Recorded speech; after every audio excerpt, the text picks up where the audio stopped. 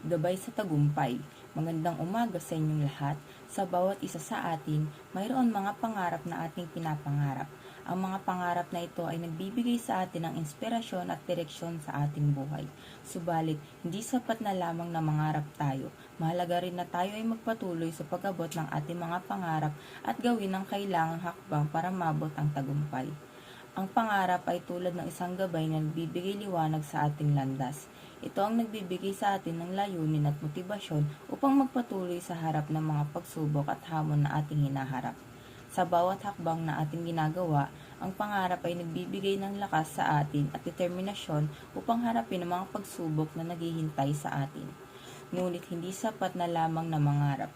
Kailangan din nating magtrabaho at magsumikap upang maabot ang ating mga pangarap. Ang tagumpay ay hindi dumarating ng walang pagsisikap. Kailangan nating mag-aral, magtrabaho at magtiyaga upang maabot ang ating mga layunin. Ang bawat paghihirap at sakripisyo na ating ginagawa at magiging mahalaga sa huli kapag tayo ay nakamit na ang ating mga pangarap. Sa ating paglalakbay tungo sa tagumpay, maaaring may mga pagkakataon na tayo ay madadapa at mabibigo. Ngunit hindi ito sapat na maging hadlang upang tayo ay sumuko. Sa halip, ito ay dapat maging isang pagkakataon upang tayo ay matuto at bumangon muli. Ang mga pagkakamali at kabiguan ay bahagi ng proseso ng pag-abot ng ating mga pangarap.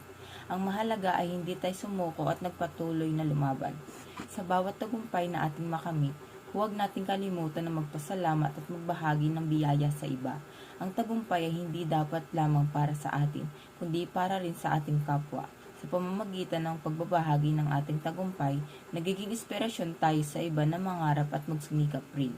Sa ating pagtatapos, hinihikayat ko kayong magpatuloy na mangarap at magsumikap. Huwag matakot sa mga pagsubok at hamon na darating sa ating buhay. Sa tulong ng ating mga pangarap, patuloy tayong maglakbay tungo sa tagumpay. Maraming salamat po at magandang umaga sa inyong lahat.